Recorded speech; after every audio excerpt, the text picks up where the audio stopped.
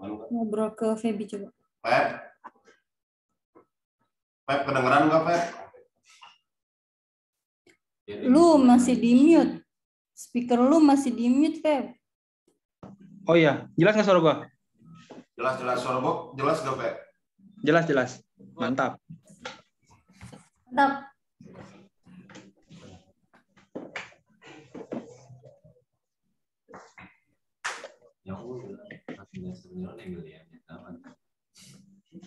Enggak sih, cuma ada posternya. Oh iya.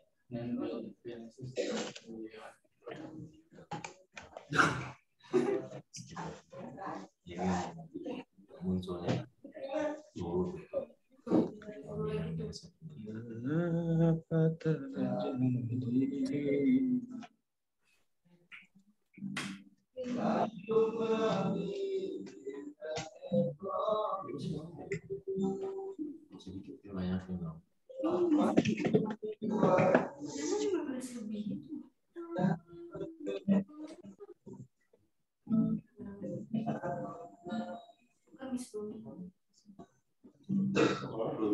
suasana yang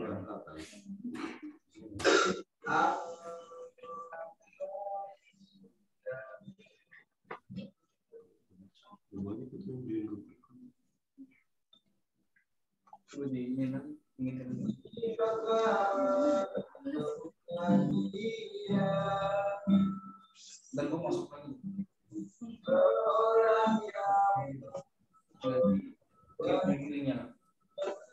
Already at the group. Gua masuk lagi aja. Itu videonya di. aku titipkan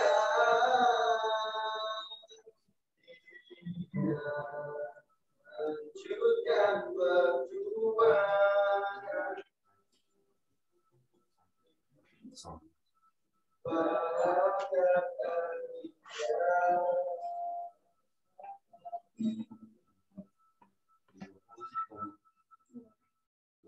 Tapi yang bersih.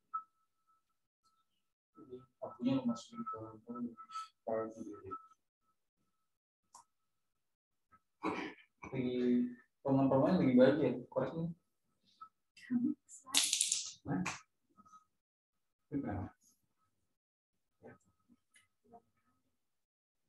mana sih kopi? Jadi langsung kopi.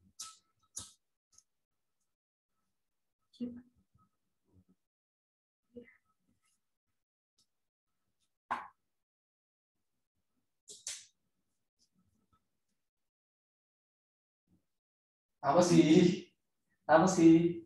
Apa? Enggak, kata-kata mulai kerjaan dia tuh. Enggak, gua nyari kerjaan aja. Oh, oke. Bingung mau ngapain. Kalau intelektual tuh diem tuh kayak kadernya ketemu. Iya. Iya, kalau dia inti-inti. Bisa kan awal, yuk. Sekret ya? Iya, sekret di Bukan sekret sih, ini kadang dacel ini. Tadi ada sekret soalnya. Oh gitu lo bilangnya? Iya, kalau itu mau kantor kan?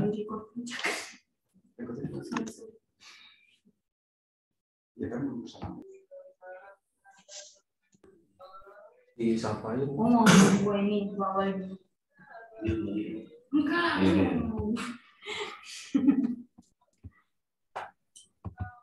Udah. Iya nggak mungkin orang lain gitu loh.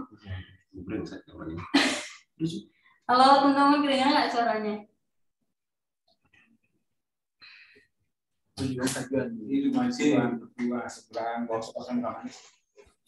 Halo, selamat malam teman-teman. Suaraku kedengeran ya? Ya, kedengeran Kak. Ya teman-teman, alhamdulillah kita sudah udah setengah 9 ya. Kembali lagi di diskusi konklusi. Kali ini kita akan membahas soal penciptaan alam menurut Al-Kindi sama Stephen Hawking. Nah, teman-teman seperti biasa kita akan dipandu oleh moderator yang keren. Idola Ciputat, namanya adalah Islah Muhammad. Kepada Bapak Islah, Dipersilakan Bapak Islah, silakan memandu acara diskusi ini. Nggak perlu dijelasin lagi ya konklusi, udah sering. Yuk. Bismillahirrahmanirrahim. Assalamualaikum warahmatullahi wabarakatuh. Suaranya kedengeran nggak teman-teman?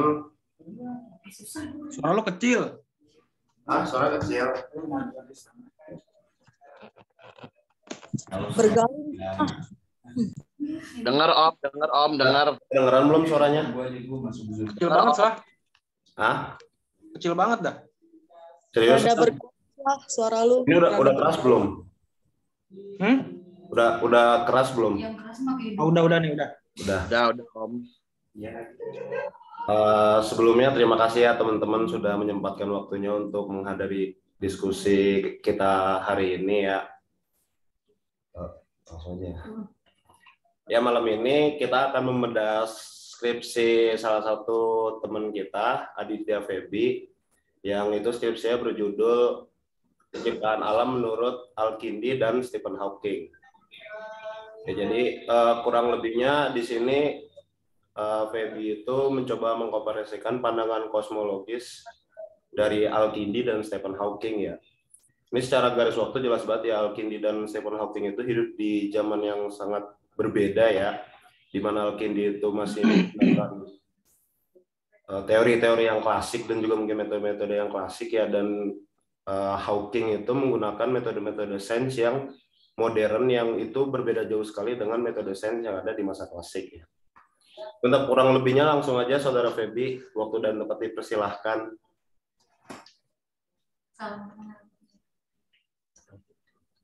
Langsung nih. Langsung, Feb. Iya. Bismillahirrahmanirrahim. Assalamualaikum warahmatullahi wabarakatuh. Terima kasih teman-teman di sini dari forum diskusi konklusi. Ini forum yang seru sih. Seru bagi kami yang memulai ingin ngetes tulisan kita gitu kan. Sejauh mana tulisan kita itu relevan atau sejauh mana tulisan kita itu mempunyai implikasi terhadap perkembangan intelektualitas kita gitu ya. Terima kasih banyak. Sebenarnya agak ini juga gitu kan, agak canggung juga karena ternyata audiensnya ini orang-orang keren semua, jagoan-jagoan filsafat semua di Usuluddin gitu kan. Jadi agak minder juga ini kita. Dua orang loh. Sisanya debu semua di sini. Jadi agak minder juga, tapi oke lah, apa-apa. Karena kita di sini bukan forum ajar mengajar, lebih ke forum diskusi kan. Jadi di sini juga saya sebagai pemantik aja. Karena mungkin nanti teman-teman lebih banyak insight-nya daripada saya gitu. Sebelumnya untuk masuk kepada pembahasan, mau klarifikasi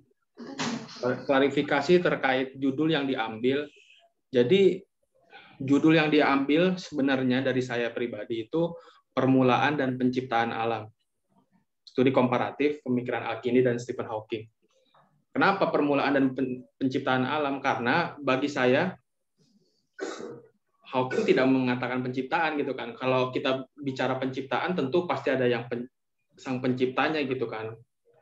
Sedangkan Hawking kan tidak percaya Tuhan gitu kan. Bahkan meniadakan keberadaannya gitu kan. Jadi itu judul aslinya itu sebenarnya itu. Tapi karena dapat masukan bahwa itu harus diubah lewatin debat panjang, bahwa adu argumen gitu ya antara saya dengan pembimbing terkait judul, tapi ya udahlah ikut aja, ngalah aja gitu kan, yang penting skripsi selesai gitu. Jadi gitu. Jadi nanti jangan sampai ada pertanyaan atau sanggahan, kenapa Hawking bilang penciptaan, dia aja nggak percaya Tuhan kok dibilangnya penciptaan kayak gitu. Jadi itu cuma masalah idealisme yang tergerus oleh realita. Ya. Iya juga ya. Turut berduka cita. Ya, mungkin langsung masuk ke pembahasannya. Di sini pembahasan mengenai kosmologi ya. dari zaman dulu gitu kan, kita semua tahu bahwa orang berlomba-lomba mencari cara untuk mengenal Tuhannya. Karena di saat dulu kita sumber itu masih belum sebanyak sekarang gitu kan. Ya kita hanya melihat ya alam semesta aja gitu kan. Kita hanya bisa melihat keteraturan alam semesta gitu kan.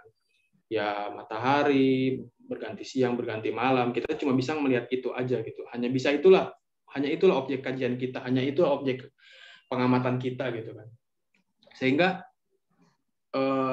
mereka mulai tuh menjadikan alam semesta sebagai cara untuk mengenal Tuhannya kan. Sebagai jembatan lah. Jadi kosmologi digunakan sebagai jembatan penghubung antara mereka yang ingin tahu terhadap keberadaan Tuhannya itu. Jadi kosmologi di sini awal mulanya seperti itu kan. Karena cara-cara yang digunakan untuk mencari Tuhannya itu macam-macam. Ada yang menggunakan jalur spiritualitas, ada yang menggunakan sains, segala macam.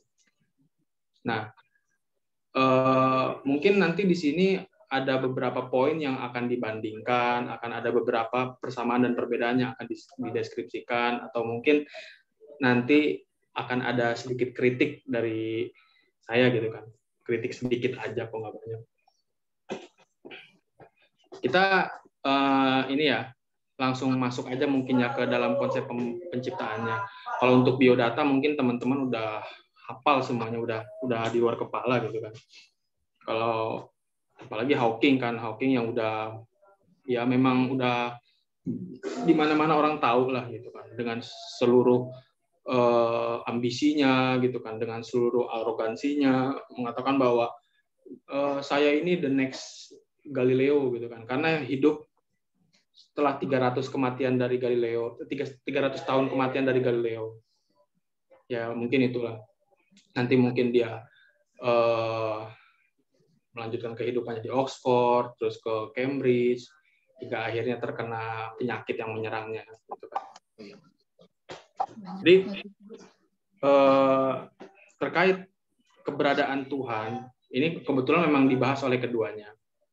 Jadi di sini untuk di garis bawahi, di sini titik tekannya lebih kepada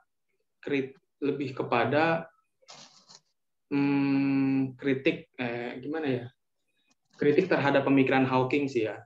Jadi pembahasan mengenai Al-Kindi mungkin hanya secukupnya aja, karena Al-Kindi lebih seperti alat untuk mengkritik Hawking. Oke. Nah, untuk keberadaan Tuhan, kita kenal dari Al-Kindi bahwa Tuhan itu ya sebenarnya ya sebagai pencipta gitu, bukan penggerak. Kalau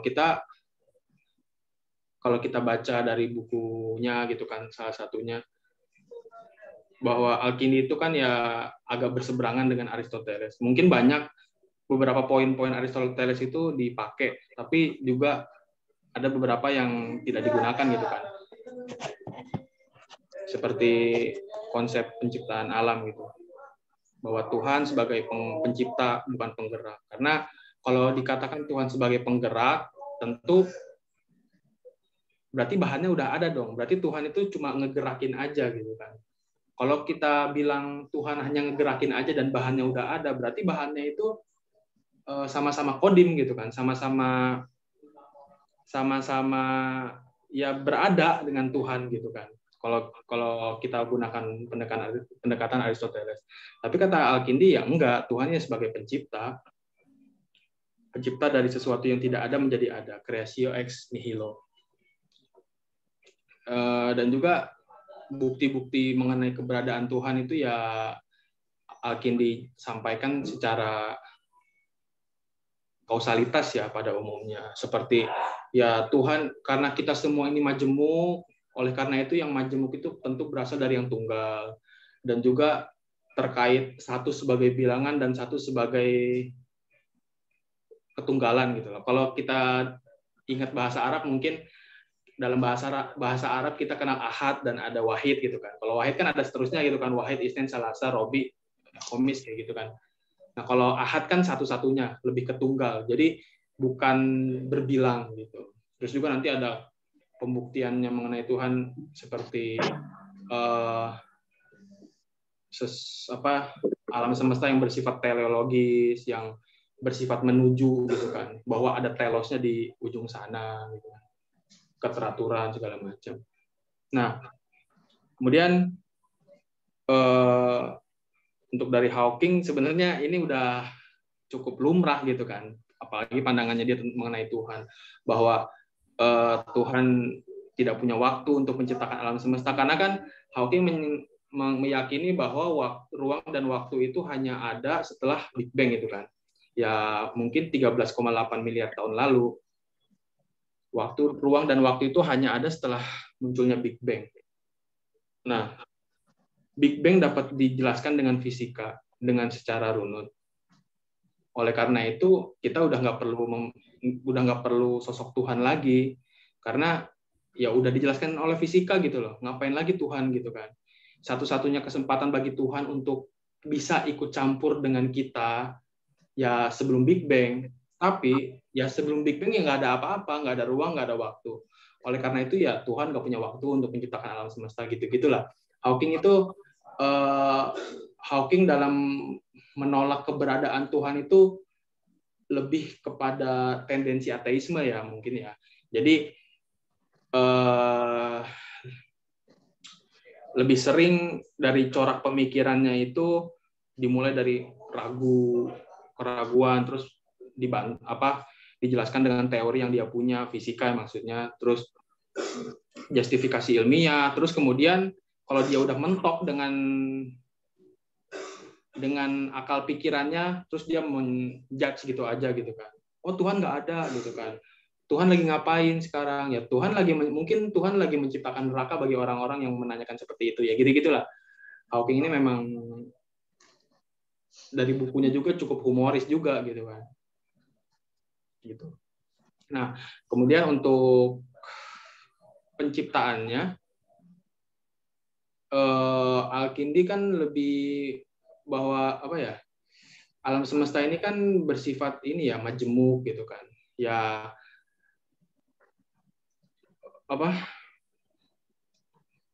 maaf, kelompat. Jadi Hawking ini menyadari bahwa Tuhan itu tidak perlu ada, juga didukung oleh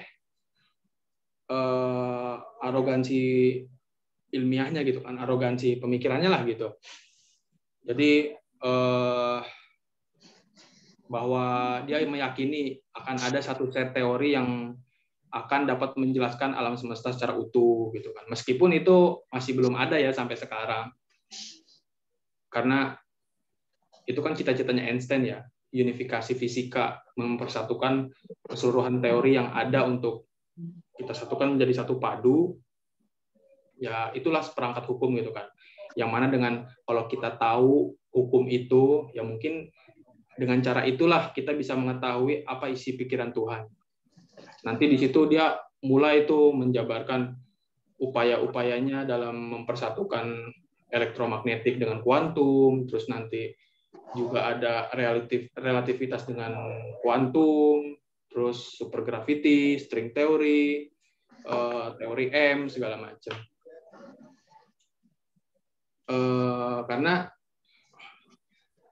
itu tadi dia punya keyakinan bahwa suatu saat akan ada satu teori padu yang dapat menjelaskan alam semesta ini. Karena Hawking meyakini alam semesta ini ya berbentuk matematis gitu kan. Semua bisa dihitung. Gak mungkin nggak ada gitu kan. Gak mungkin nggak ada penyelesaiannya. Karena kalau kita lihat lagi dari gaya alami alam semesta itu kan terbagi jadi 4 ya. Kayak ada gravitasi, elektromagnetik, gaya nuklir kuat, gaya nuklir lemah. Nah, Hawking ini punya impian itu pengen ngegabungin ini semua gitu kan. Sampai dia itulah meyakini dengan bukunya atau sampai difilmin gitu kan. The Theory of Everything. Kayak gitu. Nah, kemudian untuk masalah penciptaan, Hawking ini mempercayai kan alam semesta bermula dari Big Bang, gitu. Dari ledakan besar. Nah, sebetulnya Big Bang ini mungkin gimana ya? Big Bang ini kan tidak bisa menjelaskan secara utuh ya. Hanya tahu-tahu ya meledak gitu aja, meledak, terus kemudian berinflasi, kemudian berekspansi gitu kan dengan sangat cepat. Nah, ya itulah mungkin yang sangat cepatnya itu yang mungkin yang dibantu oleh materi yang sedang ramai diperbincangkan, energi gelap. Bahwa alam semesta itu lebih banyak diisi oleh energi gelap. Jadi energi gelap itu tuh yang kemudian membantu proses Big Bang menjadi lebih cepat, kayak gitu. Jadi partikel-partikel energi gelap itu kecepatannya melebihi cahaya. Kan kita semua tahu ya, cahaya itu kan bergerak 300.000 kilometer dalam 1 detik. Nah, energi gelap ini atau materi gelap ini beda-beda. Antara materi gelap dengan energi gelap ini berjalan melaju gitu kan, melaju lebih cepat dari cahaya. Itu yang cuma itu partikel yang tidak kelihatan gitu.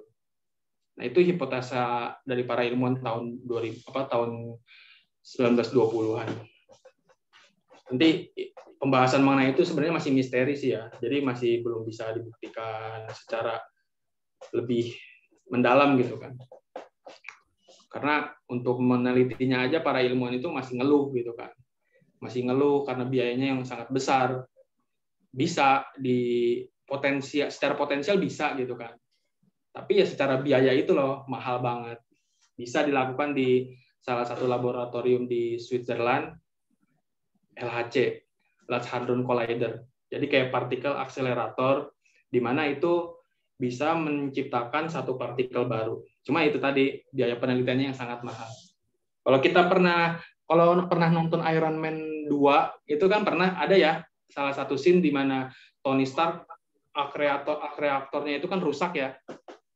Kemudian dia bikin mini partikel akselerator di rumahnya, kemudian mengganti akreatornya itu dengan yang baru yang berbentuk segitiga. Kayak gitu. Nah, terkait penciptaan alam ini Hawking terinspirasi dari pengamatan di tahun 1926 oleh Edwin Hubble, salah satu orang yang menciptakan teleskop Hubble yang lebih kita kenal sekarang. Karena dia melihat bahwa seluruh benda-benda luar angkasa ini perlahan-lahan menjauhi kita gitu kan. Jadi kalau secara penelitiannya itu ada namanya itu redshift dan blue shift gitu kan. Yang mana itu kayak detektor bahwa benda itu menjauhi atau mendekati kita. Kalau semakin jauh ya semakin merah dia. Kalau masih aman, masih di zona yang pertama kali kita pin gitu, dia akan terus warna biru gitu. Dia berdasarkan dari pengamatan oleh Edwin Hubble bahwa benda-benda di alam semesta itu perlahan menjauh. Kemudian Hawking berpikir ya kemungkinan ada satu titik di mana semua itu berdekatan gitu, bahkan menyatu secara padu gitu. Kalau kita balik waktunya itu sebenarnya tidak menutup kemungkinan bahwa kita itu berasal dari yang satu, karena semua itu perlahan menjauh gitu loh. Ya mungkin itu hanya urusan waktu aja gitu ya, hanya perihal waktu aja.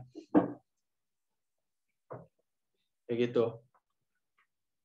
Kemudian Hawking juga terkait penciptaan alam semesta ini bekerja sama dengan salah satu temannya, Roger Penrose. Cuma kalau Penrose ini memang mendapat Nobel di bidang fisika pada objek kajian singularitas.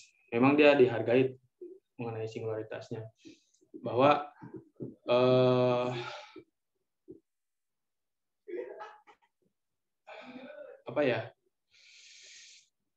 bahwa titik itu, Big Bang itu secara teknis gitu ya. Jadi ada dua atom yang saling bertabrakan secara perputarannya, kemudian menghasilkan panas gitu kan. Jadi perputarannya itu nggak beraturan. Jadi ada, kalau bahasa fisika nuklir itu ada masa superkritikal, perputaran atom yang tidak maksimal, yang tidak beraturan, yang kemudian menyebabkan panas, kemudian ya itu meledak segala macam. Itu. Dan Hawking juga meyakini bahwa alam semesta ini ya nggak abadi gitu kan, karena ada saatnya alam semesta kita itu mengembang seperti balon Eddington namanya, dan kemudian akan menyusut kembali gitu kan, dan yang akan dihancurkan oleh black hole gitu kan. Dimulai oleh Big Bang dan diakhiri oleh Big Crunch, kerengkuhan besar. Jadi itulah kedua pemikiran dari keduanya gitu kan terkait alam semesta. Jadi di sini agak berjauhan gitu kan, karena Hawking ya membahas fisika, dan Akindi membahas filsafat gitu kan, yang lebih cenderung teologis. Dari keduanya ini bisa ditarik kesimpulan bahwa Al-Kindi meyakini bahwa alam semesta, bahwa Tuhan itu ada dan terus mencipta dari ketiadaan, sedangkan bagi Hawking tidak perlu Tuhan untuk menciptakan alam semesta. Tidak perlukanlah Tuhan itu untuk menciptakan alam semesta. Terus apa lagi ya?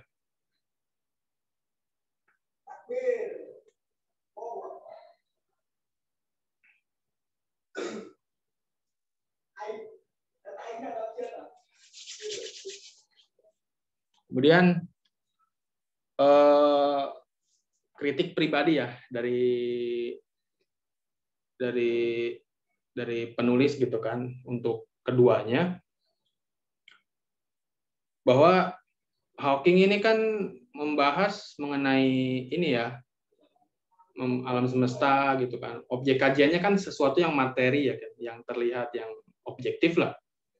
Nah, kalau sains berpijak pada self-konsistensi, kepada sesuatu yang objektif, bisa dites, bisa divalidasi gitu kan. Sejauh mana itu dapat dibuktikan? Apalagi membahas itu ya, singularitas itu, yang bahkan sampai sekarang kan kita masih terhenti sampai situ gitu kan. Pembahasan kita, upaya kita untuk mencari asal-usul alam semesta masih sampai situ sejauh ini. Sejauh mana kalau memang fisika berpijak dari kajian-kajian objektif, sejauh mana itu bisa dibuktikan terkait Big Bang itu. Kemudian Hawking juga kan ini ya, banyak mengkritik Tuhan, maksud saya. Tuhan itu nggak ada segala macam. Apa tuduhan itu tuh masih termasuk dalam objek kajian fisika gitu kan. Sedangkan objek kajian fisika kan hanya terhenti pada bentuk-bentuk aja gitu kan, sesuatu yang bisa dihitung. Nah, sedangkan Tuhan ini kan nggak bisa dihitung gitu kan, nggak bisa dijelaskan melalui nalar gitu. Tapi kenapa bisa ada dalam pemikirannya dia gitu kan? Itu kan lebih kepada tuduhan jatuhnya gitu kan, bukan kesimpulan gitu kan ya. Karena itu tadi yang tadi udah dibilangin, bahwa Hawking itu seringkali berteori ya, mungkin dia terhenti gitu kan, penelitiannya terhenti gitu kan, kemudian ngejas Tuhan nggak ada. Oh, itu mungkin karena Tuhan lagi ini kayak gitu. Kemudian Hawking membahas alam semesta, menjelaskan alam semesta menggunakan teori Big Bang. Sedangkan Big Bang hanya menjelaskan satu titik yang tiba-tiba meledak aja gitu kan. Dia nggak menjelaskan bahwa titik itu dari mana, titik itu bertempat di mana gitu kan. Jadi agak susah juga gitu ngebayanginnya titik kondisi alam semesta pada 13,8 miliar tahun itu seperti apa gitu kan. Titik itu bertempat di mana gitu kan. Jadi kalau secara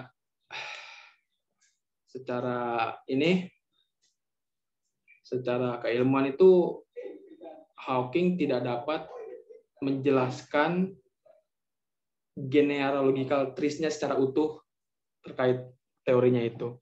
Jadi masih terhentilah hanya di titik itu. Kemudian berdasarkan filsafat Islam kita kenal satu objek itu ya terdiri dari materi dan bentuk gitu kan. Pasti ada form dan matternya lah kalau istilahnya Aristo gitu. Sedangkan objek kajian fisika hanya terbatas oleh bentuk-bentuk aja gitu kan. Sedangkan kalau ya dalam filsafat Islam materi yang nggak membutuhkan bentuk gitu kan, bentuklah yang membutuhkan materi gitu. Jadi secara kalau mau keren-kerenan itu ya lebih keren materi lah, materi nggak butuh elu gitu kan. Sedangkan elu bentuk membutuhkan gua yang materi ini gitu. Terus kemudian penjelasannya mengenai alam semesta ini didasari oleh fisika kuantum. Yang mana fisika kuantum ini kita lebih banyak ketidakpastian di dalamnya. The uncertainty principle gitu. Prinsip ketidakpastian dari Heisenberg. Jadi dalam menjelaskan sesuatu ini dianggap fisika sebagai alat ukur yang pasti, tapi juga menggunakan pendekatan yang tidak pasti gitu loh. Karena kan konsep ketidakpastian ini kan kita hanya bisa mengukur probabilitasnya aja. Sejauh mana probabilitas itu. Jadi kalau diteorikan itu probabilitas dari Heisenberg itu kita hanya bisa mengukur posisi atau kecepatan. Jadi kita hanya bisa memilih salah satunya aja. Kita nggak bisa mendapatkan kesimpulan secara utuh terkait keduanya itu. Kita dapat kesimpulan posisi dan kecepatan secara bersamaan dan secara akurat. Nggak bisa. Kita hanya bisa salah satunya aja, probabilitas aja gitu. Ya itu tadi. Kenapa Hawking bisa dengan kerennya gitu kan menganggap bahwa fisika sebagai superior gitu. Bisa bisa menghakimi segala keilmuan gitu kan, bahwa ilmu yang lain itu sebenarnya nggak dibutuhin karena yang terbaik ya mungkin fisika gitu kan, karena bisa menjelaskan alam semesta gitu kan.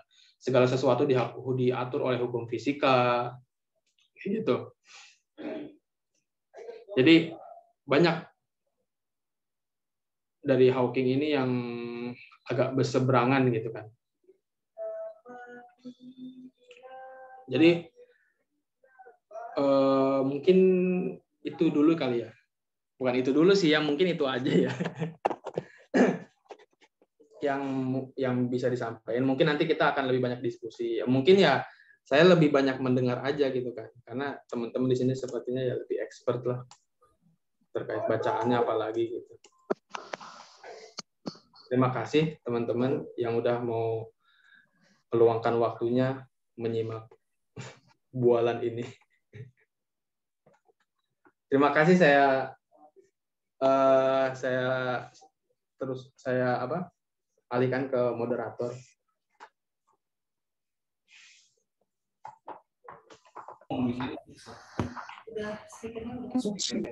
Itu matiin. Kedengeran nggak suara? Agak kecil. Belum di-mute. Kedengeran nggak suara? Mulut lo itu arahnya salah.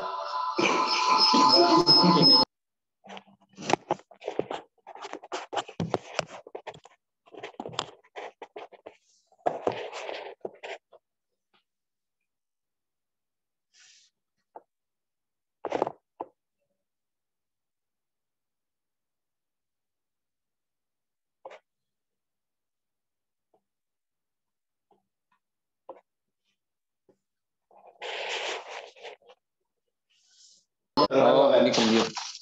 Putus-putus. Sekarang putus-putus nggak? Masih. Masih. Putus nyambung berarti. Iya. Sekarang masih nggak? Udah agak jelas, sedikit jelas. Coba jelas. Oke. Lanjut. Lanjut lagi ya. Ya, terima kasih penjelasannya, Feby. Mantap sekali ya mengenai penciptaan alam dari Al-Kindi dan Stephen Hawking ini ya. Hah? Ya nggak apa kan biar ramah aja. Kurang lebihnya inilah ya, teori penciptaan dari Al-Kindi dan Stephen Hawking itu sangat berbeda jauh sekali ya. Terlebih lagi kan kalau di Al-Kindi itu kan masih ada pengandaian tentang telos atau tujuan kan, sedangkan dalam sains modern spesifiknya itu Hawking, konsep mengenai telos itu sudah tidak lagi dipergunakan dalam menjelaskan entah proses alam atau penciptaan alam ya.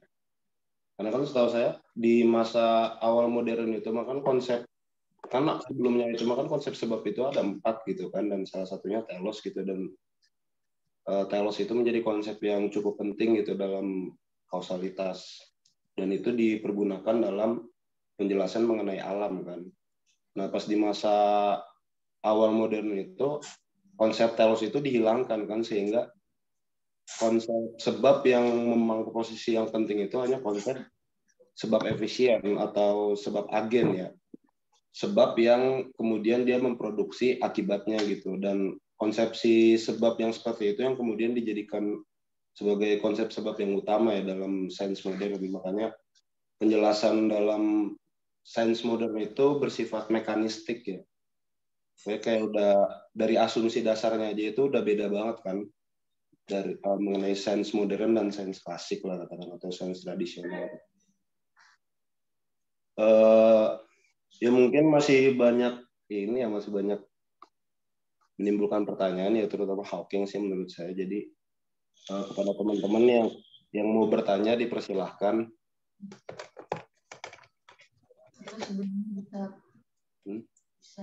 Atau kepada teman-teman yang menghadiri diskusi offline ini, ada yang mau bertanya atau memberi tanggapan.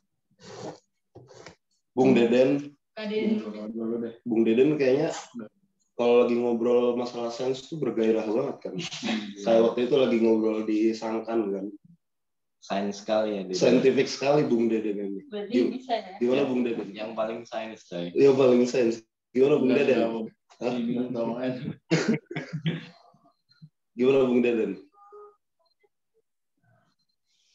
Iya, kadang gua aja dulu kalau gitu. Bung Tol silakan. Nah, tadi makan pas penjelasan awal. Bentar Kak, kok mirip sih logatnya? Soal deskripsinya. Soal deskripsi itu soal penciptaan dan apa gitu ya. Pembukaan apa penciptaan tadi? Penciptaan. Nah, tadi makan ini kan komparatif tapi nggak terlalu komparatif ya. Ya ini seingat saya dari apa yang disampaikan pembicara, dan Al-Kindi tadi disampaikan tidak dijelaskan karena ini lebih dijadikan sebagai kerangka untuk mengkritik Stephen Hawking. Nah dari tadi saya belum dengar apa sih argumen kritik dari Al-Kindi ke Hawking itu terkait masalah itu. Itu aja sih. Itu pertanyaan berarti ini. Ya itu pertanyaan. Saya makan nggak baca yang kosmologi. Berarti yang ontologi. Ya kayak gitu aja Mas Feby ya. Iya, sebetulnya juga karena nggak menguasai dua-duanya nih, jadi akhirnya di teknis aja nih. Itu kayaknya nggak apple to apple ya kalau untuk dibandingkan. Ya kalau secara itu ya secara ilmiah ya ini kan kajian yang rentan terjebak dalam anakronisme kan, maksudnya emang dari selisih waktu gitu. Tapi tidak apa-apa kalau emang kuat di bagian pengerangkaan gimana cara nyari benang merah gitu kan antara Cocokologi maksudnya. Ya nggak mesti cocokologinya negatif ya. Iya. Maksudnya gimana sih kalau ada istilah dari salah satu murid Fadlur Rahman ya, Faslan Arkijen, dia itu di Istak Malaysia dibikin disertasi ngebandingin antara Mulasandra sama Heidegger kan. Nah, emang dia di bagian awal itu dia itu ngembangin apa yang disebut paralelisme kan. Jadi meskipun meskipun upaya komparatif untuk membandingkan dua pemikiran dari dua masa yang jauh berbeda gitu, bisa terjebak dalam ladang atau lahan anakronisme, cuman dia harus mengembangkan metode tertentu ya, paralelisme. Nah, tergantung ini, kalau Mas Feby ini bisa nggak bisa menjustifikasi apa ya, penjodohan antara Kindi dan Hawking di persoalan kosmologi ini. Kayak gitu sih. Teh Jojo.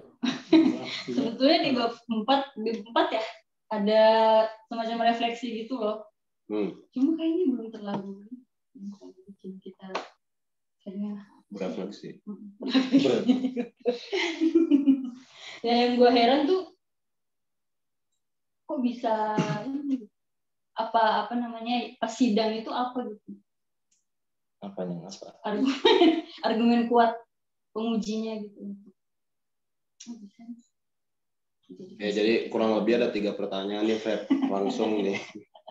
Jadi pertanyaan pertama itu bagaimana kerangka argumen Al-Kindi yang dijadikan sebagai kritik atas katakanlah kosmologinya Stephen Hawking ya. Begitu nggak, Bung? Ya, kira-kira kan Mas Feby ini kan menghidupkan kembali Al-Kindi untuk menyerang posisi Hawking kayak gitu kan ya. Jadi dengarnya kayak gitu tadi kan. Ya, Al-Kindi intinya mah ya dijadikan sebagai tombak lah untuk menyerang Hawking ya. Menyerang Hawking. Nah, itu bagaimana tuh kan rangka argumen dari Al-Kindinya yang itu diasosiasikan secara kritis ke Hawking. Kemudian pertanyaan keduanya itu apa yang menjustifikasi Saudara Feby ya dalam mengkomparasikan antara pemikiran Al-Kindi dan Stephen Hawking ini, justifikasinya. Terus apa yang tadi pertanyaan ketiga? Iya, maksudnya tendensi pengujinya apa sih bahasa lu, bukan bahasa gue. Pasti lu ngerti maksud gue. Kenapa Maksud ini gue bisa? gimana nih? Maksud gue apa? Iya, kenapa ini tuh bisa gitu, absah sebagai karya ilmiah. Oh, ya karena gue nanya. Nggak, maksud gue berarti kan ada pertimbangan tertentu kan? Ya karena menarik. Oh, menarik. Berarti udah dijawab pertanyaannya. Ya, berarti 2 pertanyaan itu Bung Feb. Gimana langsung Bung Feb? Jawab. Ya, jadi sedikit cerita terkait penulisan skripsi ini.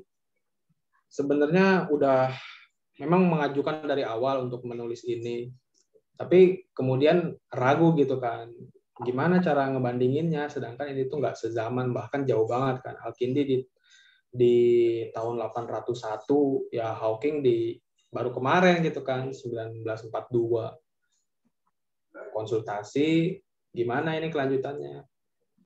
Bahkan mau ngerubah judul gitu kan, padahal itu udah jadi gitu kan, cuma pengen ngerubah judul aja, yang ngerasanya ya nggak kuat aja, ngerasanya ya aneh lah kayak gitu. Nggak kuat, Kak. Ngerasanya kurang cocok gitu. Tapi sama pembimbing disuruh lanjutin karena ini tidak difokuskan untuk komparasi gitu. Dan bahkan di kesimpulan akhir lebih banyak kritik yang sifatnya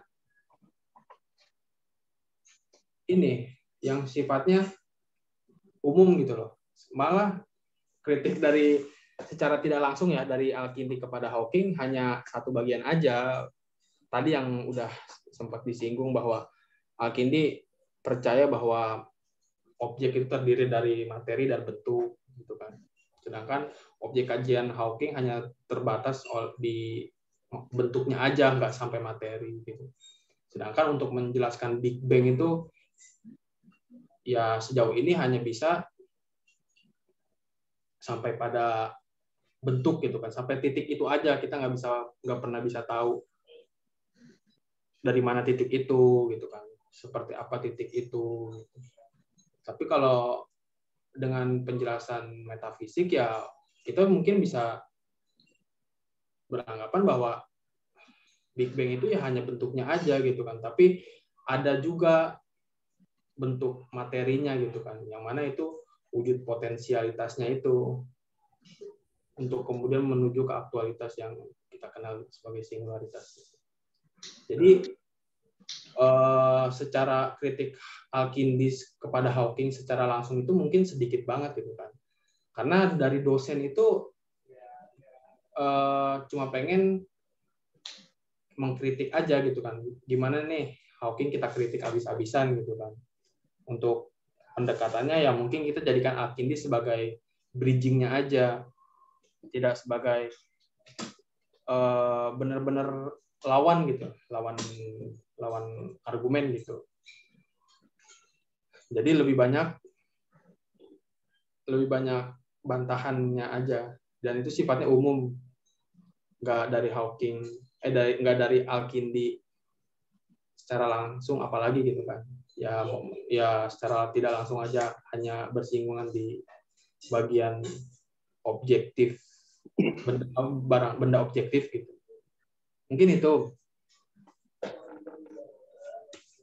Berarti kalau yang saya tangkap ya poin kritik dari Al-Kindi ke Hawking itu di perkara forma dan materi itu ya, Feb ya? Iya. Jadi hanya sebatas itu aja gitu, Slav, untuk titik terangnya gitu kan. Bahkan itu lebih kepada gimana ya? Lebih kepada kan gini ya, kan Al-Kindi juga tidak menggunakan itu untuk membantah kaum materialis ya. Jadi itu cara kita aja gitu menghubungkannya itu, karena inti dari penulisan ini adalah mengkritik Hawking gitu kan, terlepas dari pendekatan apa itu, kayak gitu sih. Okay. Tapi tadi kan kritik habis-habisan ke Hawking ya. Hawkingnya habis nggak akhirnya? Habisnya itu meninggal dia. Iya. Tapi kan gini Kak, argumennya sains itu nggak bisa kita pandang dari filsafat. Ya. Nggak tahu ngomongnya. Oh iya, maksudnya ini diskusi aja ya, Pak. Argumen sains itu nggak bisa kita kritik dari argumen filsafat. Tadi bilang tiba-tiba ada Big Bang. Nah, gue baca A Brief History of Time-nya Stephen Hawking, itu yang memang tiba-tiba ada. Dan epistemologinya sains itu kayak gitu. Enggak, yang tiba-tiba ada itu Big Bang ya? Iya, nggak dipertanyakan yang tadi yang dibilang 13,8 tahun. Itu ya tiba-tiba ada gitu. Dan itu nggak bisa dipertanyakan melalui sains. Nah, ketika kita mengkritik lewat filsafat, itu nggak. Setahu saya perkara ini ya filsafat dan sains yang saya tahu mah sains modern itu mah kan pecahan dari filsafat alam kan. Ya. Dulunya nggak pecah ya? Dulunya maksudnya pas di masa Newton aja gitu kan ya, teori yang dituang dalam prinsip ya apa tuh lupa judulnya itu. Di masa itu kan, dan buku itu yang menjadikan Newton itu naik daun ya. Di masa itu masih masuk dalam kategori filsafat alam gitu. Jadi pasca Newton mati itu baru buku itu dijadikan sebagai basis untuk memisahkan sains dalam artian sains modern dari filsafat gitu. Di situ sains mulai berpisah dari filsafat, secara untuk filsafat alam gitu. Berarti secara langsung lu bilang bisa? Ya mungkin bisa. Atau jangan-jangan yang bisa dikritisi hanya metodologi? Metodologi bisa ya dikritik, makanya kan kalau sekarang kan filsafat sains paling itu ya pembicaranya itu ya kritiknya ke arah sains itu, entah di asumsi dasarnya atau di metodologinya gitu, metodologi penggunaannya gitu. Bisa. Yang ini kayak gini. Kayak ngomong apa? Ya kalau apa sains itu kan tadi kan ada beberapa ini ya. Saya mendengar ada pengulangan kata ketidakpastian, tidak pasti, tidak jelas gitu kan, tidak tahu. Sains akhirnya tidak bisa menjelaskan. Tapi emang sains dasarnya kan falsifikasi ya, maksudnya kalau dari sejarah ya katakanlah dari Popper gitu kan. Iya, bentar Kak, sorry. Mau dipotong sebentar. Bahkan ini nih kalau ada penemuan yang lebih dari Hawkins dianggap lebih benar, itu teorinya Hawkins akan usang gitu, akan nggak dipakai lagi. Itu sains kayak gitu. Ya maka dari itu sejauh sampai hari ini Tuhan masih belum bisa masuk ke titik satu kekuatan eksplanatoris untuk menjelaskan alam semesta di sains, karena ya masih kan sains masih berkembang terus kan. Artinya apa?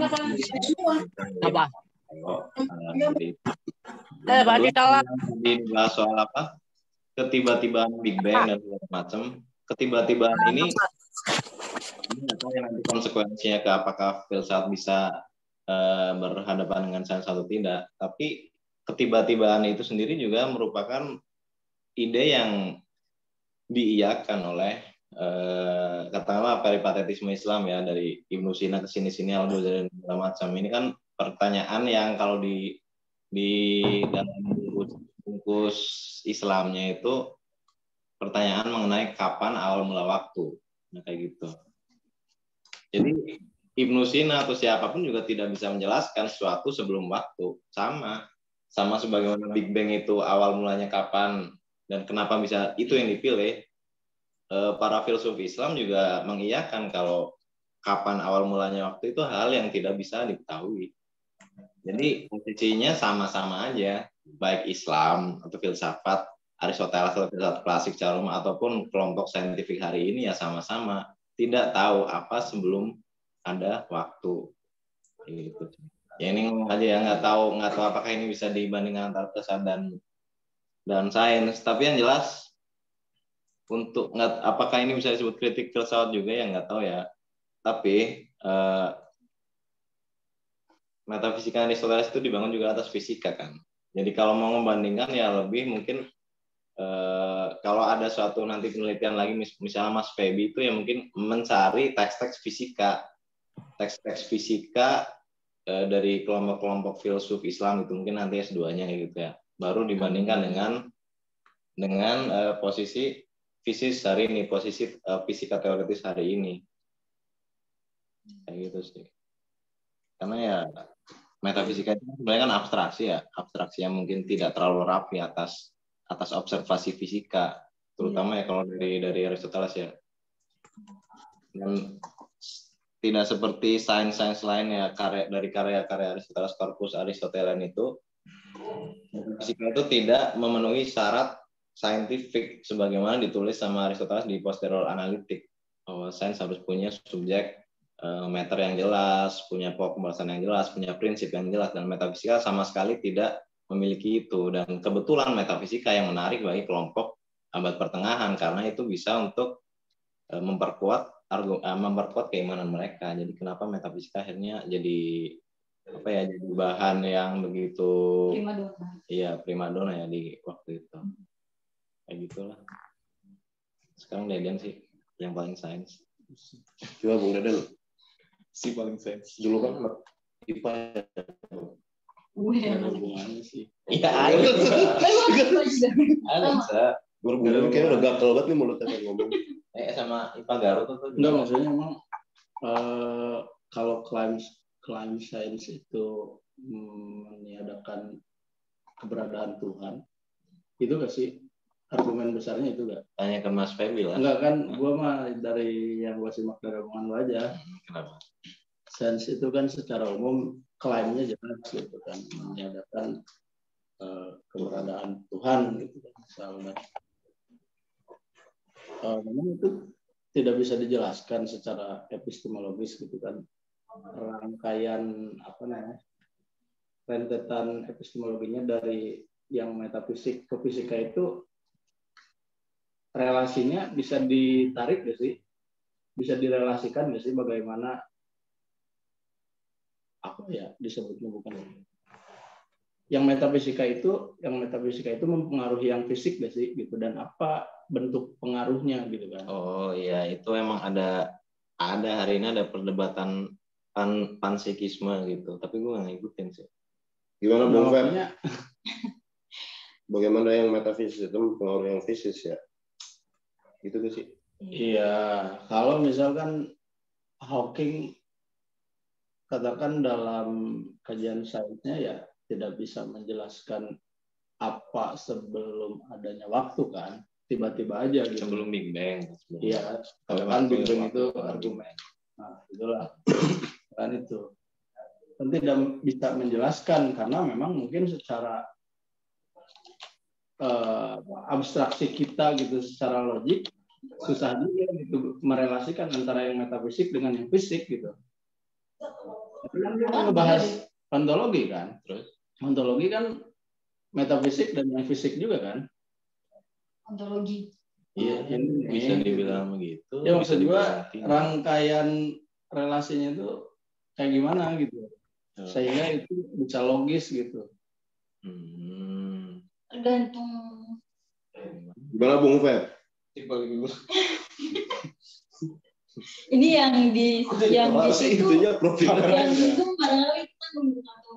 Oh iya. Iya, dia sumbernya banyak kan, harus dibuka dulu koridor-koridor otaknya. Gimana yang lain, ada yang mau bertanya? Teman-teman yang lain? Pertanyaan nggak perlu dijawab juga. Modra siapa? Tinggal 2 orang. Modra, mau bertanya ke Modra. Modra mau tanya ya. Iya, Apa itu? Siapa tuh? Al-Sari itu Siapa yang Sari. Sari. Itu si Caca ya. Enggak ada yang mau bertanya, ini yang lain. Bung Febi mau nanggepin dulu. Oh ya Bung Feb mau nanggepin gimana Bung Feb? Pertanyaan dari Bung Deden. Oh enggak nanya. Enggak, maksudnya iya sih. Gimana Bung Feb?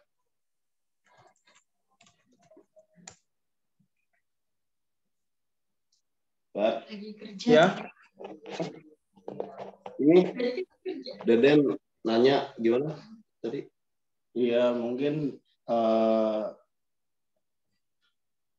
kan kalau Al-Kindi jelas ya gitu, dia ngebahas fisika juga, dia ngebahas fisika juga, maksudnya fisika dalam wilayah ya tadi form and matter itu kan dia bahas juga gitu metodenya. Sementara sains Stephen Hawking itu kan ya udah gua yang materinya aja, yang bentuknya aja kata dia. Kalau kata dia, kalau gue sih lebih yang materialnya aja gitu, yang fisiknya aja yang dia kaji dalam sainsnya gitu. Sementara di luar yang fisik ya dia tolak lah, katakan secara umumnya kayak gitulah klaimnya kan.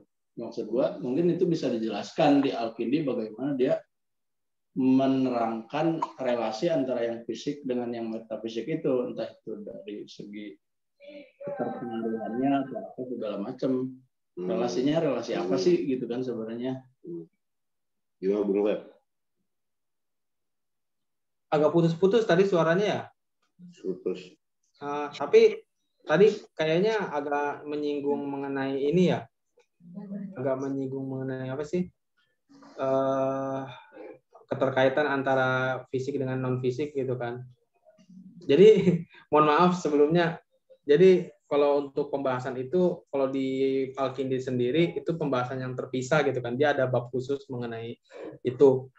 Kebetulan memang itu nggak yang saya angkat gitu. Ya, tapi mungkin teman-teman ada yang bisa menambahkan gitu. Jadi di sini juga saya sambil ini mencatat juga dari apa yang ditanggapi dan apa yang dikritik gitu. Kebetulan untuk pertanyaan itu saya belum bisa jawab, mohon maaf. Mungkin teman-teman yang lain ada yang bisa membantu. Kalau diangkat capek. Tapi Pep, gua ada pertanyaan nih Pep. Apa itu? Kan ini ya, tadi kan dari materi yang lu sampein bilang katanya di Hawking ya, pas lagi Big Bang itu ruang dan waktu itu belum ada kan. Nah, dan ruang dan waktu itu tuh baru ada pasca Big Bang gitu. Nah, itu bagaimana tuh prosesnya, penjelasan mengenai proses bagaimana ruang dan waktu itu ada setelah Big Bang. Maksudnya di sini apakah keberadaan ruang dan waktu itu disebabkan oleh Big Bang atau bagaimana gitu penjelasan itu? Oh iya. Kalau untuk itu sebenarnya Hawking hanya menjelaskan secara teknis aja ya. Secara teknis apa yang sebenarnya terjadi di titik itu gitu kan. Apa yang sebenarnya terjadi pada saat itulah terkait ruang dan waktu. Memang Hawking sendiri menegaskan gitu kan bahwa ruang dan waktu itu hanya ada setelah Big Bang gitu kan, bahkan 1 detik setelah terjadinya Big Bang gitu. Nanti kemudian Hawking di situ menjelaskan bahwa kemudian titik tersebut itu yang awalnya panas gitu, kemudian sekian detik, sekian miliar detik, kemudian mendingin gitu kan, sampai akhirnya layak huni gitu. Jadi kalau ditanya apakah Hawking mengatakan bahwa ruang dan waktu ada setelah Big Bang, iya gitu, karena dia sendiri yang menjadikan itu sebagai bantahan terhadap keberadaan Tuhan, bahwa Tuhan tidak diperlukan lagi di alam semesta karena Tuhan tidak punya ruang dan waktu untuk bisa berada bersama kita untuk kemudian menciptakan alam semesta. Gitu sih mungkin dari saya. Jadi Big Bang itu di luar ruang dan waktu kan ya? Ada di Korea. Iya benar, di Korea sih. benar. Itu kalau filsuf tuh harus sense of humor. Berarti kalau di Hawking Big Bang itu di luar ruang dan waktu kan ya? Iya. Gimana ya? Sebenarnya ini memang masih bingung juga ya. Tadi itu yang udah disampaikan dari awal. Sebenarnya apa gitu kan yang terjadi saat itu gitu kan? Gimana sih pikiran kita juga untuk mengabstraksikannya juga kayaknya nggak nyampe gitu ya. Apakah Big Bang ini sebenarnya titiknya ada di dimensi lain atau bagaimana gitu kan? Iya. Dan gini, Big Bang menurut Hawking itu sama kayak Tuhan. Kita nggak perlu mempertanyakan dia ada dari mana. Iya, mungkin Tuhannya Hawking itu adalah Big Bang. Jangan kayak gitu lagi. Dan dia fandomnya Big Bang.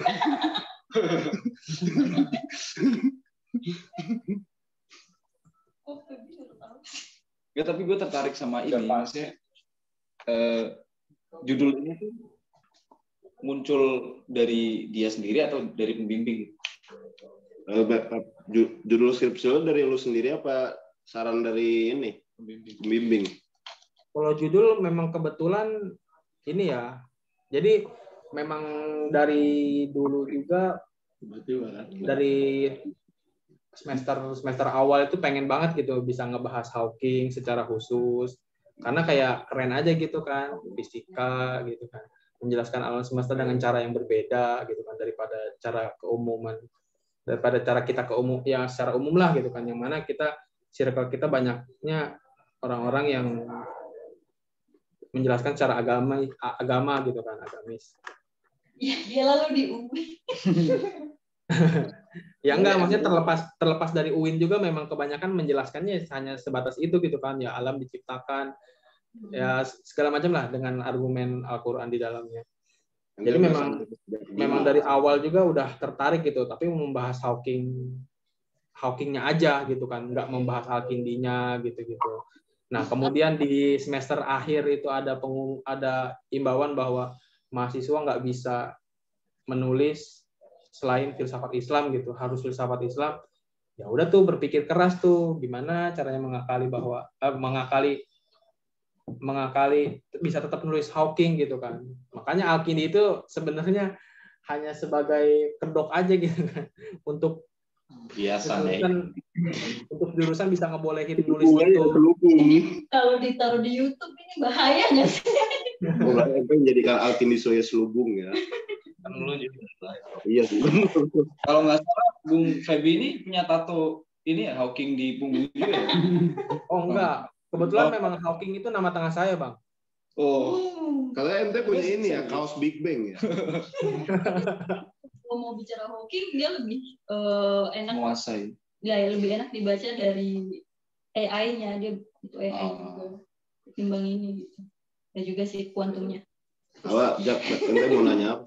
Nggak, pilihan apa pakai Kindi sebagai kritiknya itu dari dia sendiri apa dari dosen? Oh. Ya, kan dia ngebet nih. Dari dosen ya, Feb? Iya, kebetulan memang dari dosen. Jadi di pertengahan juga memang udah ragu gitu kan, ngebahas gini dan udah penat juga lah ini skripsi nggak kelar-kelar gitu. Mending lulus. Di samping pengen lulus, tapi juga masih ada perasaan kayaknya nulis kayak gini nggak ada artinya gitu kan. Maksudnya kayak nggak nyambung aja gitu lah. Enggak, berarti secara idealisme lu lebih ke Hawking ya, timbang. Iya, kebetulan memang itu. Tapi ya dipaksa sama fakultas saat itu harus bahas filsafat Islam ya. Ya udahlah, comot Al-Kindi lah. Untuk supaya mereka ngebolehin. Gimana tuh? Iya, emang kayak gitu fakultas.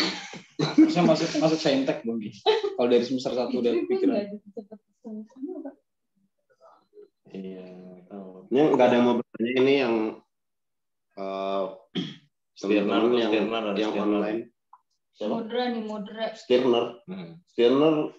Sudah ya Foris kan? Yang tadi yang Foris itu. Itu kan Hegelian kiri. Siapa sih? Modra. Robi Maulana. Oh, dia pakai ini gambarnya saya. Stirner. Stirner mau bertanya ke Stirner. Lu nggak tahu? Lu nggak pernah dapat itu? Ya makan Hegelian kiri. Oh. Anarkis. Enggak, enggak anarkis. Gue itu muka Heidegger aja gue lupa gitu. akhirnya paham sih kenapa dibilang nabinya Nabi. Iya kan, nabinya Nabi kan? Enggak lah, itu mah terkenal. Semua orang juga tahu. Gue aja nggak tahu. Ya nggak ada yang mau bertanya lagi nih. Ini si Bilan, dia kan dari AF juga. NASA. Kayaknya dari NASA. Illuminati lah. Mau nanya kan? Sohibnya Stephen Hawking. Lanjut dulu. Ada yang mau bertanya kan ini yang teman-teman yang Zoom? Kalau enggak, gue tadi nanggepin sama si Deden sih. Tadi kan Deden kan mencari relasi kan antara yang immaterial dengan yang material gitu kan. Relationship. Iya, kalau ini sebenarnya bisa itu ya dari kerangka klasifikasi saintifik Aristoteles saja ya. Kan saya tadi udah bilang kalau metafisika itu abstraksi yang tidak begitu final dari Aristoteles atas traktat fisika dia kan. Dan apa yang menghubungkan antara metafisika dan fisika? Yang sepemahaman saya itu adalah dari fisika Aristoteles menemukan apa itu gerakan. Dan gerak itu juga terkait dengan apa itu sebab kan. Gerak dan sebab itu ditemukan via observasi dari traktat fisika. Nah, gerak dan sebab di fisika itu seenggaknya kalau kita lihat dari kerangka 4 sebab ya, 4 sebab kalau 5 nanti Ibnu Sina. 4 sebab itu kan ada material, formal, agen, sama efisien dan final kan. Dan tadi Isla juga udah bahas penghilangan kausa final di sains modern kayak gitu ya, Bung Isla ya. Nah, yang membedakan antara fisika dan metafisika itu kedua-duanya punya prinsip bahwa segala sesuatu bisa dijelaskan dengan sebab dari fisika dan metafisika, tapi perbedaannya kita bisa melihat ada perbedaan pemisahan antara sebab menjadi 2 kategori ya. Kategori pertama itu adalah kategori sebab imanen, yang kategori kedua adalah kategori sebab transenden. Yang imanen itu adalah sebab material dan sebab agen, yang transenden itu adalah sebab formal dan sebab final. Nah, metafisika itu masuk lewat sebab dan gerak dari fisika, tapi menambahkan dua aspek sebab itu. Jadi kalau mau ditarik relasi antara keduanya, ya saya kira itu sepemahaman saya bahwa kedua-duanya itu mencoba memahami alam semesta. Yang satu fisika dan yang satu metafisika, atau dalam istilah yang lain itu dunia bawah bulan dan dunia atas bulan, itu dengan pembedaan antara 2 sebab itu. Keterkaitannya itu lewat teori sebab kalau dari kerangka Aristoteles. Kalau dari ini ya saya kira tetap ada aspek kausasi kan, sebab itu masih dipakai hari ini. Jadi kerangka kausalitas masih dipakai sains modern sereduktif apapun itu. Kayak gitu Bung Deden. Yang satu, kemudian yang kedua itu terkait dari kan ada apakah Big Bang itu sebelum atau setelah waktu segala macam dan ruang dan waktu.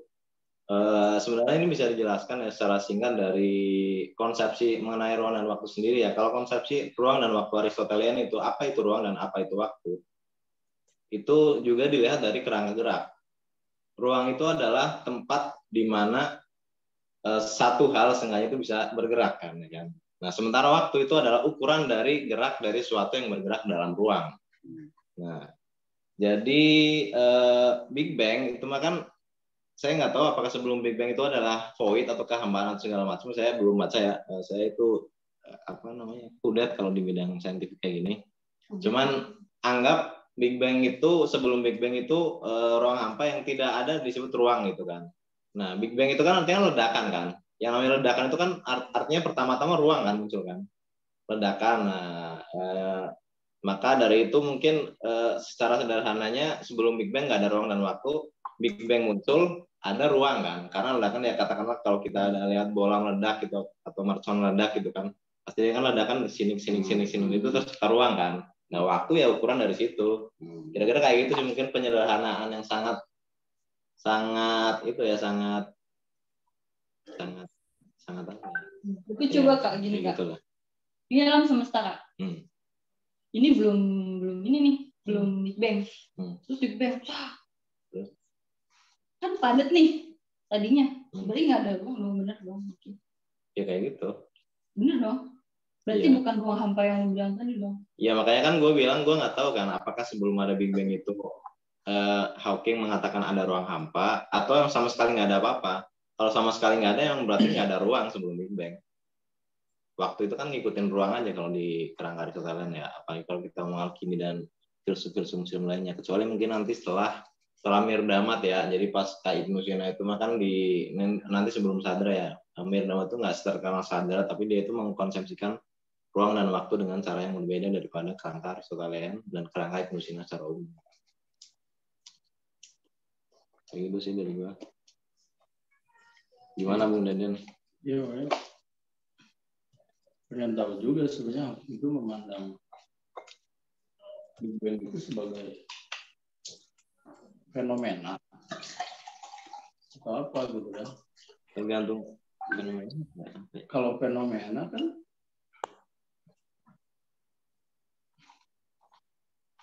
Big Bang.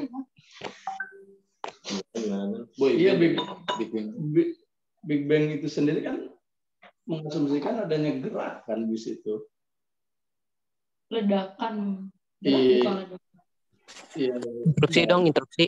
Gitu kan. Apa nih? Ada yang mau nanggepin? Oke, soal Big Bang ya. Big Bang itu sebenarnya suatu peluasan sih. Tahu nggak ada roti gitu, kita analogikan roti. Nah, ketika roti itu dibakar, maka roti itu akan mengembang, terus akan menjadi ledakan Big Bang. Nah, menurut Roger Penrose, alam semesta ini udah ada sebelum Big Bang. Jadi Big Bang ini adalah satu instrumen dari kejadian alam semesta gitu.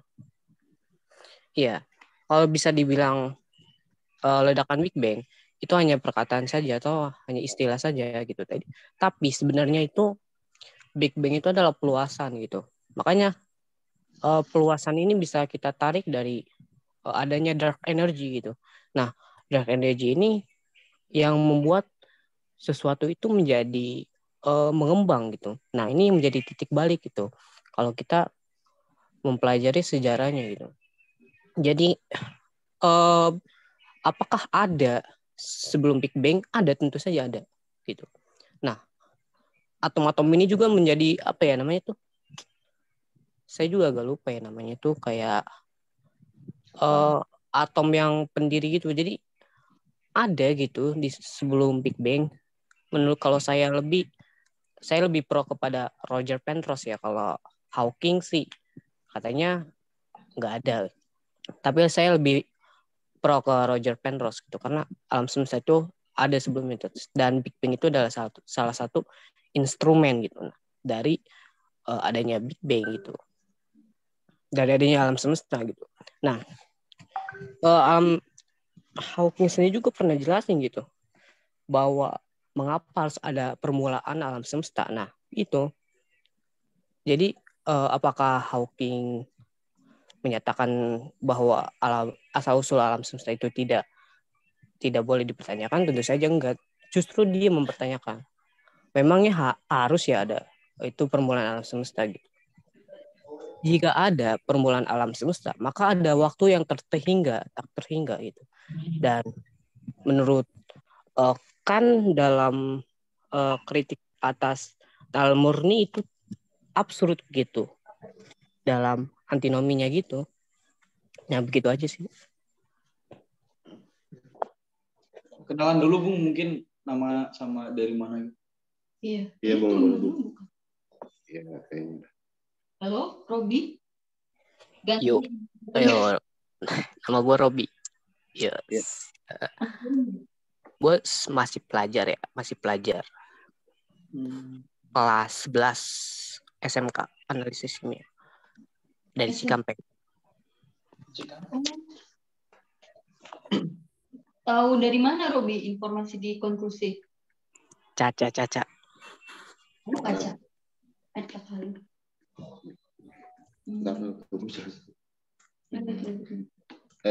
Gimana Bi tadi? Gue masih nggak ngerti deh yang perkataan lu itu yang Big Bang itu instrumen apa? Perluasan dari. Iya, kan kalau yang gue pahamin kan Big Bang itu ledakan kan, dan tadi lu bilang Big Bang itu adalah perluasan kan? Iya.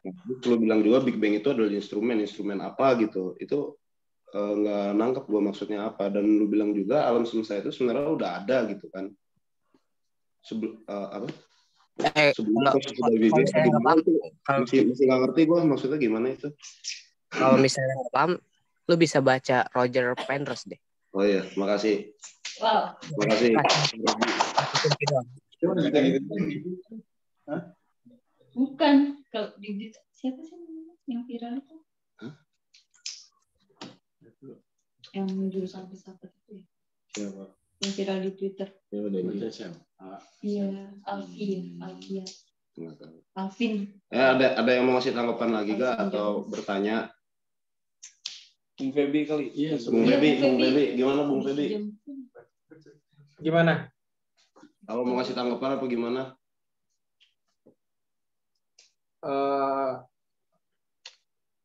Sebenarnya ini sih ya, untuk terkait kosmologi ini kan banyak yang masih belum terselesaikan gitu ya.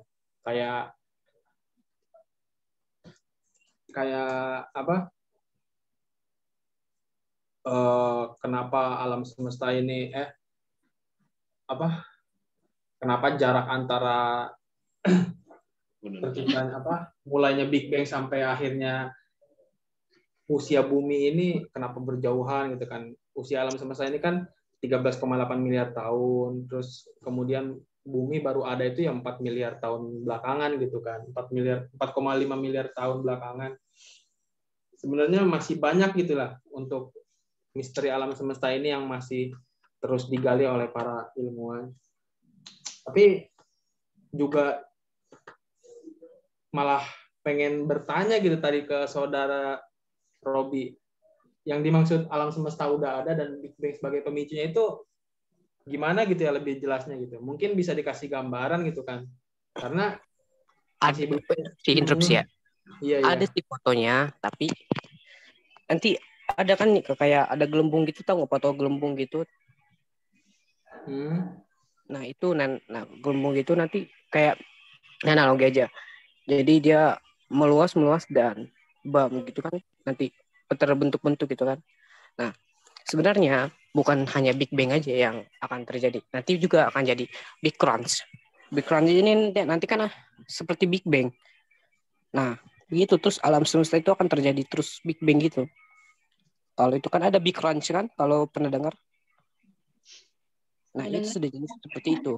Kalau sebenarnya kalau ada dua fisikawan kan, yang pertama Hawking itu ya kan, yang kedua si Roger Penrose. Nah Roger Penrose ini dia menyatakan bahwa ada alam semesta sebelum Big Bang, karena Big Bang ini hanya sebuah kayak kejadian dari alam semesta itu. Jadi dia hanya peluasan dari alam semesta.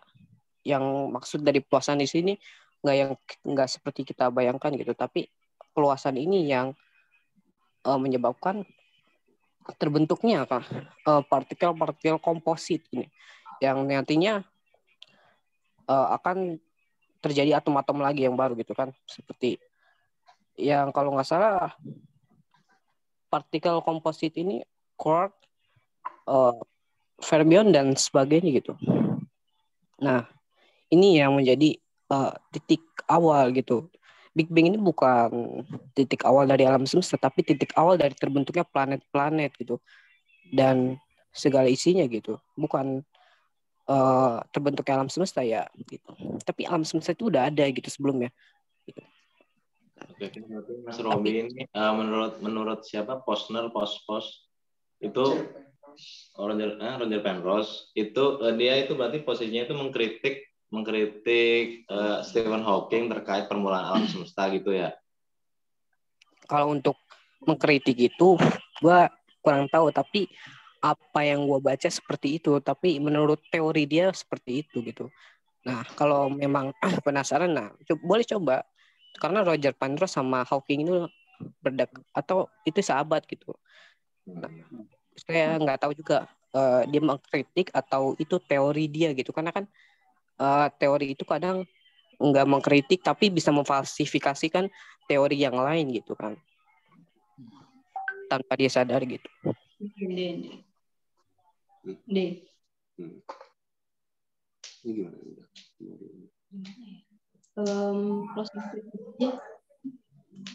Ya karena waktunya terbatas ya. Nah, mungkin bisa kita lanjut diskusi mengenai kosmologi ini di lain waktu ya, antara formal atau informal gitu. Kita tutup aja. Kita tutup aja dulu. Closing statement dari Bung Feb. Mungkin cukup. Udah stress banget ya ini. Terima kasih Pak Febi. Closing statement-nya apa, Feb? Apa? Kutipan dong, kutipan. Nggak ada kutip-kutipan.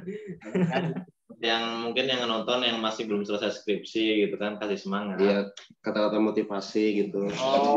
Oh ini harus nih. Apa? Ya, mungkin sedikit pesan dari pribadi Khotib. Khotib ya siap.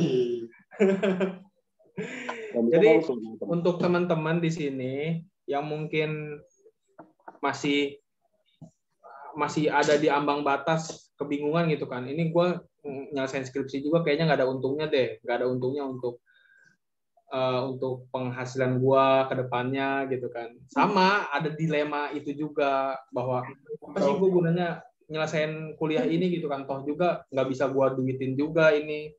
Tapi ini bukan soal itu gitu kan. Ini soal itu. Karena ini soal ini. Ini tentang ini. Ya, karena menyelesaikan kuliah itu lebih kepada menyelesaikan apa yang udah kita mulai sih. Mungkin itu aja. Dan juga satu lagi. Sangat bajik. Jadi terkait skripsi itu bukan soal keren-kerenan itu akan punya gelar di balik nama apa di akhir nama, bukan. Mungkin lebih kepada kalau gue pribadi menyemangati diriku pada saat itu tuh, di saat lagi males-malesnya gitu kan, itu tadi menyelesaikan apa yang udah kita mulai ya, karena apapun itu, walaupun itu berguna atau nggak berguna ya itu udah kita mulai ya harus kita akhiri. Dan satu lagi untuk teman-teman mungkin jangan terlalu membatasi rasa ingin tahuannya ya gitu kan. Karena seperti apa yang Francis Bacon bilang, itu salah satu yang membuat kebodohan di diri manusia itu membatasi rasa ingin tahunya. Padahal Murtado Mutahari itu mengatakan bahwa rasa ingin tahu itu salah satu fitrah dari manusia, jangan dibunuh. Kalau kita bunuh itu sama halnya kita berdiri di satu batang dan kemudian kita menggergaji itu gitu loh. Jadi rasa ingin tahu itu hanya bisa ditunda aja, jangan sampai dibunuh. Mungkin itulah. Terima kasih untuk teman-teman di sini yang udah mau menanggapi, sangat bermanfaat sekali gitu. Karena pas sidang skripsi membahas ini, nggak satupun dari penguji itu memang membahas ini gitu kan, hanya membahas penulisannya aja gitu kan. Teknisnya sendiri tuh ya gitu. Jadi cuma dibahas secara teknis penulisannya aja gitu. Jadi gue ngapain gitu kan, gue tiap subuh itu baca buku bolak-balik sampai 10 kali bolak-balik, kan memahamin fisika kan nggak semudah itu gitu kan ya, mengubah angka menjadi huruf itu kan nggak semudah itu, tapi kok pas gue sidang yang dibahas cuma penulisannya doang gitu kan. Bahkan pas dikonfirmasi ke dosennya, Pak ini gimana nih penulisannya, oh udah oke, padahal tadinya protes gitu kan, ini penulisannya nggak bener ini. Pas di cross check di WA, gimana ya Pak? Oh udah oke, ini mah udah oke. Lah gimana gitu kan ya? Jadi kayak ngerasa oh ini formalitas doang gitu. Tapi di balik itu semua itu ada manfaatnya lah. Jadi kita nambah-nambah pengetahuan aja, atau paling tidak ya memuaskan rasa ingin tahu. Mungkin itu. Ya. Konklusinya jadi jangan kuliah di UIN. Enggak, jurusan. Kalau S2 jangan di UIN, itu konklusinya. Oke, makasih ya, Feb. Iya, sama-sama. Terima kasih banyak nih teman-teman nih. Ya, semangat terus, Pak. Iya.